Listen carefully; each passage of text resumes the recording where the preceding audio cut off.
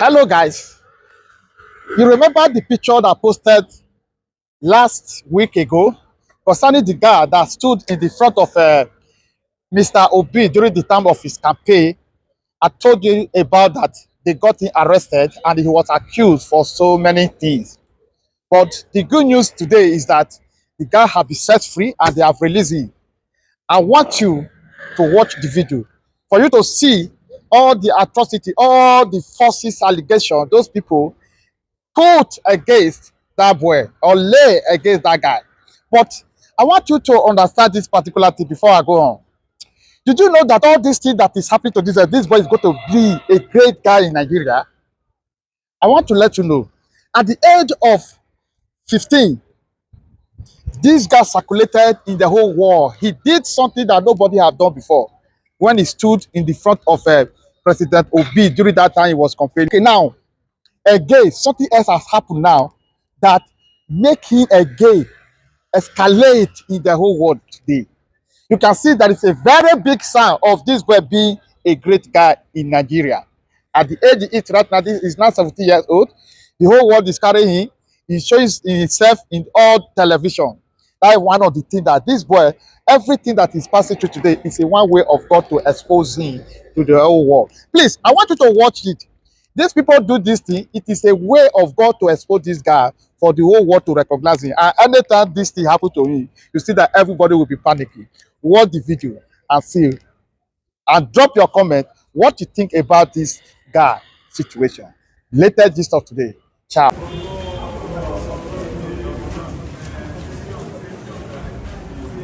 I can confirm to you that at exactly 2:30 p.m., Mr. Alabi Swt or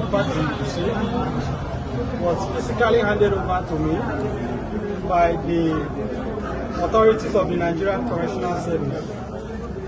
Recall that about 3 hours ago, the court discharged him following the advice of the Director of Public Prosecutions, Lagos State, where the DPP found that Quadri Alabi has no case to answer, that the allegation of armed robbery brought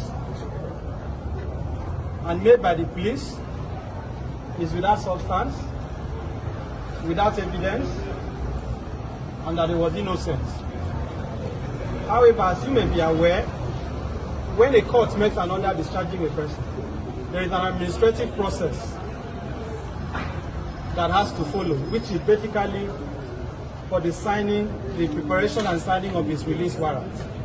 Until that warrant is physically handed over to the correctional officer, it cannot be physically released.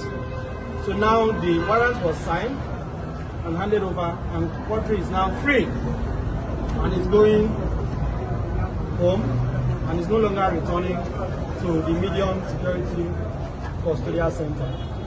Let me thank all Nigerians and the media for the interest they have shown in the case of this boy. Like I keep saying, you may not understand Quadri's case until you have met Quadri. Those of you that have now seen him,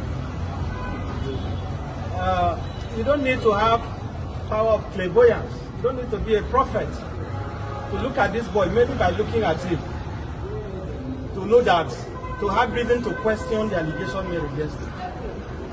So for the fact that a Nigerian child was subjected to this horrendous treatment since January, incarcerated without cause, is unacceptable. Now that he has been released, we have grave concerns about his safety and that of his family. As I speak to you, it is not safe for him or his mother, who is standing beside me, to return to their home. So as I speak, Quadri is basically homeless because their current home is not safe for them. There are reasons why I'm saying that. Apart from the fact that you are all aware of the circumstances that led to him being abducted, he was not arrested. Quadri was abducted by so-called area boys. So, handed over to the police. The same people behind his travels They have not left Nigeria. They have not left Lagos. They are still within that community. So it is only common sense that his family should be relocated somewhere else. So we'll be appealing to Nigerians of good conscience. Please extend a hand of help to this family, and Quadri in particular. The most pressing need is for us to get an alternative accommodation for them, get them accommodation elsewhere, where his family can stay. They don't have the means. You can see it yourself. The second need is that even though he became momentarily famous during the elections, quite sadly, that fame, was not, the benefit of that fame was not sustained. So he basically went back to the streets doing petty things. So currently, he needs some stable form of employment. He has started learning tailoring. I don't know whether he would want to continue with that, but the point is that Quadri needs some form of rehabilitation that will enable him to be self-sufficient and useful to the country.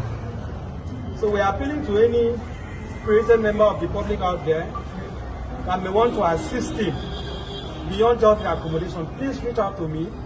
We'll be able to bring that help to his family. And then lastly, I want to restate for emphasis, and I say this without apology, and I'm ready to say this before anybody in this country. I'm ready to say this before anybody. The divisional police officer of Amoguko divisional headquarters has to be removed.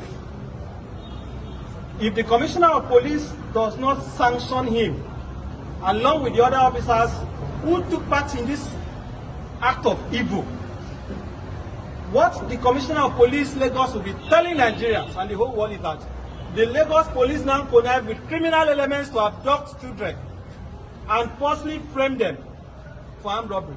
So if the Lagos Police Command has no hand in this travesty, this abomination that has been done, if the IG does not consent to what has been done to Quadri, we want to see an immediate action taken against the officers who were behind it.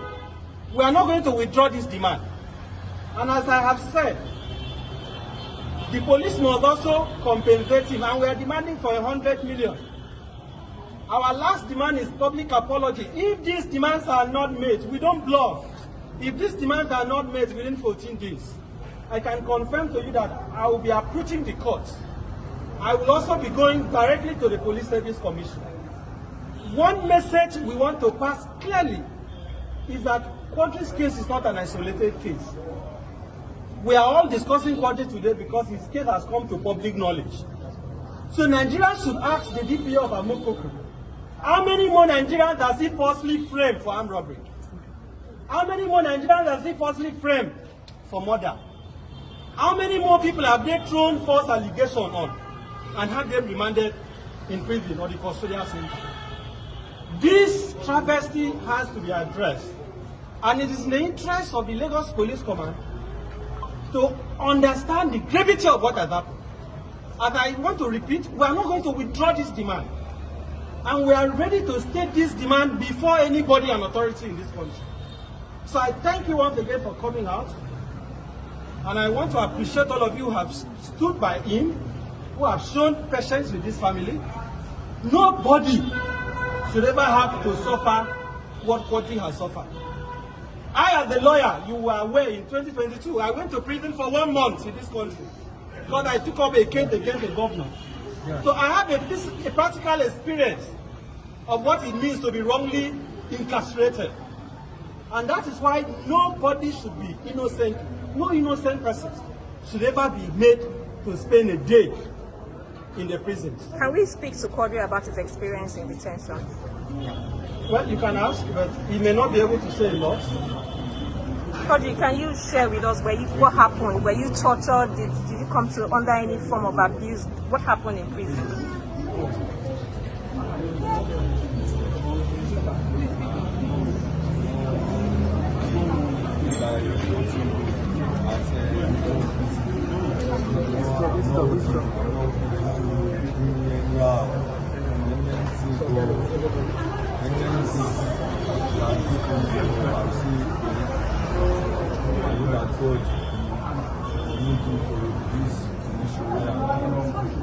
How do you feel now that you're free? I feel better.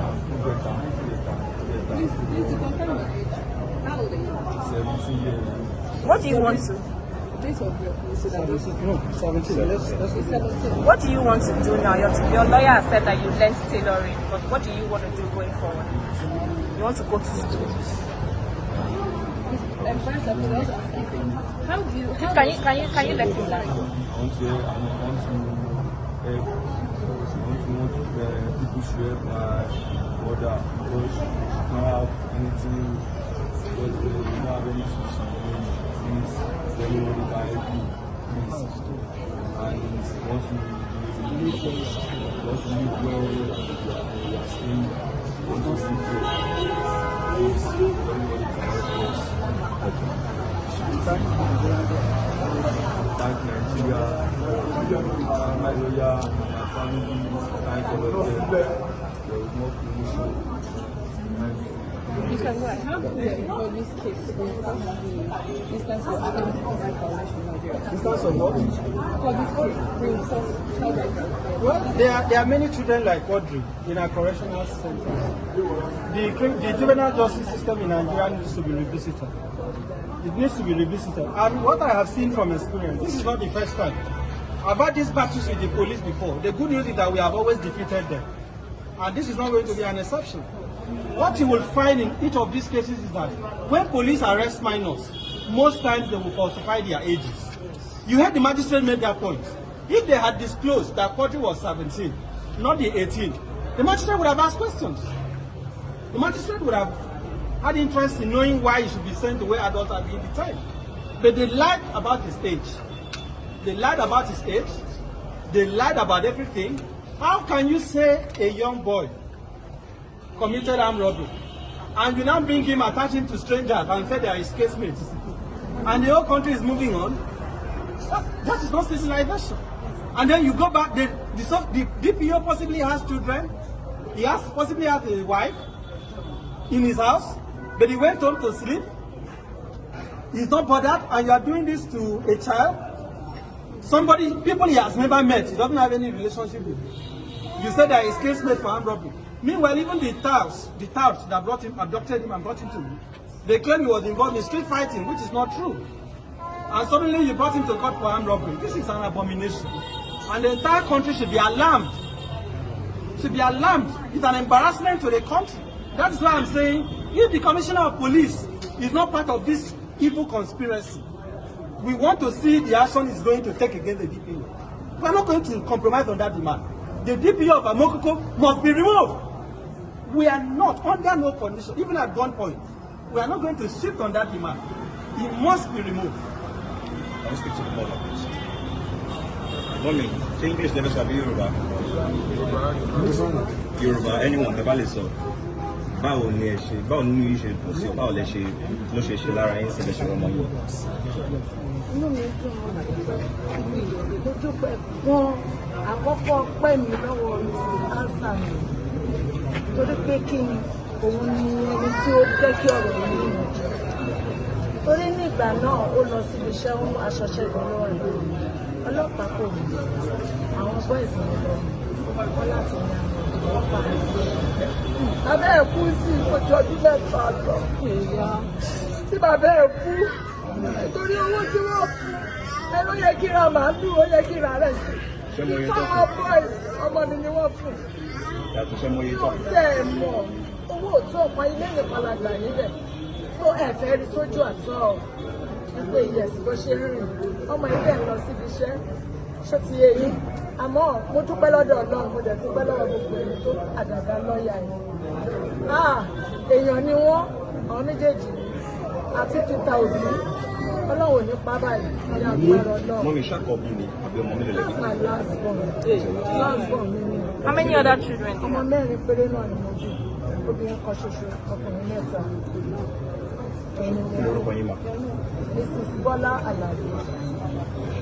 Thank you. Thank you. Thank you. Thank you for your patience. Thank you. Yeah.